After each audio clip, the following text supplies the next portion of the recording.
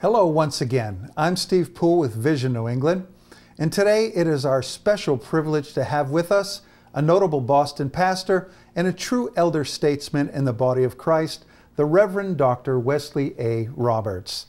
Dr. Roberts was ordained in 1967 and began his ministry at People's Baptist Church of Boston in 1980 as an interim pastor and became the senior pastor in 1982, making him only the third pastor in the history of People's Baptist since 1918. Dr. Roberts served on the faculty of Gordon Conwell Theological Seminary as a church historian and administrator for 13 years. He's the author of numerous periodicals and articles featured in published works. Dr. Roberts is a member of the American Society of Church History, the Conference on Faith and History, and the Society for the Study of Black Religion. He was born in Jamaica, and Dr. Roberts has earned the Bachelor's of Arts, the Master's of Divinity, the Master's of Theology, and the MA PhD. In 2002, Westminster Theological Seminary, his alma mater, conferred on him the Doctor of Divinity degree for outstanding service to church and community. Dr. Roberts served the Black Ministerial Alliance of Greater Boston as president for 10 years, from 1994 to 2004. In 2004, he retired and was honored with the title of President Emeritus.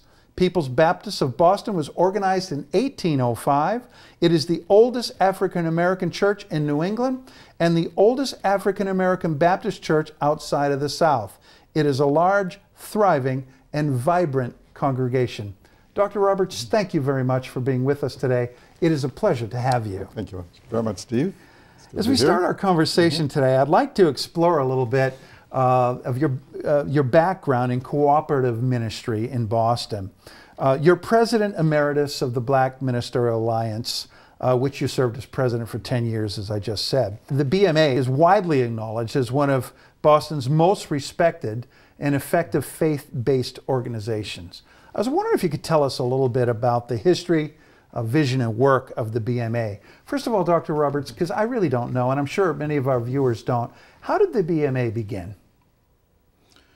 Well, the BMA goes back to the 1950s, according to Dr. Michael Haynes. Okay. And when I came to Boston in 1980, the name of the organization was the Interdenominational Ministerial Alliance. Okay.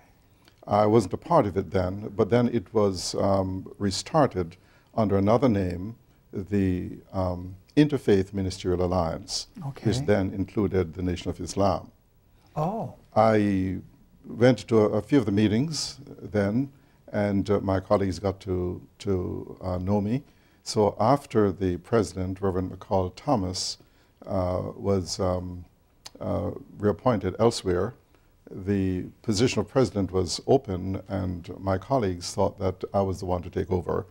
I resisted because I was not very comfortable answering all of the questions and dealing with all of the issues relating to the city. Yes. Coming from Gordon Conwell Seminary, I was not a part of the city for such a long time. Okay. So I eventually accepted the position, and one of the first things I did was to change the name from Interfaith Ministerial Alliance to Black Ministerial Alliance, okay, so that those who read about the organization would know that it is a black organization, not just an interfaith organization. And I decided that in order for me to cover up some of my deficiencies, that I would organize it in a way that would allow my colleagues to do a lot of the work. Okay. So I formed a number of committees. There were 10 committees altogether, and had my colleagues, the major pastors in the city, to chair some of those committees. I see. For example, we started out with a spiritual life committee, an education committee, a political affairs committee, a criminal justice committee, a HIV AIDS committee, wow, a housing committee, a youth committee, and got my colleagues to head up those committees, because what we were trying to do was to be an advocate for the black members of the various congregations in the city, which meant that we had to address all of those issues which were being dealt with by the city. So if someone had a housing problem, then we would be an advocate for them, or a problem with criminal justice. Yes. But rather than me speaking to those issues, I would have my chairpersons to do that. So what started out to be a way of covering my lack of knowledge became a real advantage. So my job was to sort of bring together all of these ministers to do the work. No one really wanted my position because I was simply trying to organize and get things moving, and as a result, I found that that the system that I had set up was very useful, because I could get all of the people who had been in the city for a long time and had major churches to be a part of my team. So that's the way it began. And when I started, we probably had about 15 ministers who were coming out to the meetings. Today we have an organization of about 80 ministers or 80 churches connected to the Black Ministerial Alliance. Well, I appreciate your humility, but you obviously showed great leadership there in getting others deputized and involved in the work. And I'm impressed, I find it impossible not to be impressed at the comprehensive service agenda to the community that has been set by the BMA. Have you found pastors to be cooperative and eager to be involved with the BMA, Dr. Roberts?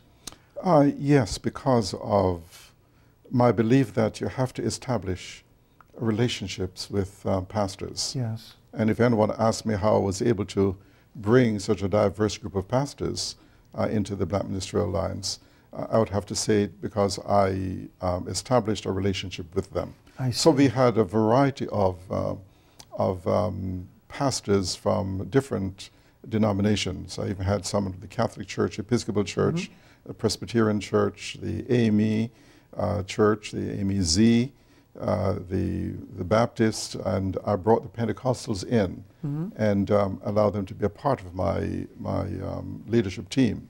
But the important thing for me was that they knew that I cared about them, that I was concerned about what was going on in their churches, which meant that when I had my executive committee meetings, it was not just a matter of doing business, but for us to share what was going on in the church, in the churches, and to pray for one another. And of course, I take people out to lunch and find ways of connecting with them. So if a new pastor came in town, I would meet with them, take them out to lunch, talk about the alliance and how beneficial it could be to them as new pastors. So the success of the organization really has to do with the building of relationships, because to get that many pastors working together with a common agenda is very difficult. Yes, yes, it is. But they knew that if I agreed to do something, that it would be done. In fact, one of the things that I often tell people is that in my 10 years of leadership, I missed one meeting. Oh my. One meeting in 10 years, because I believe that as the leader, people have to know that I will be present. That you showed that. That whenever I say I'm going to show up, I'm going to be there. And the same thing, if I promised a pastor that I would be at his church to support him for an anniversary or a special meeting, they can count on me to be there.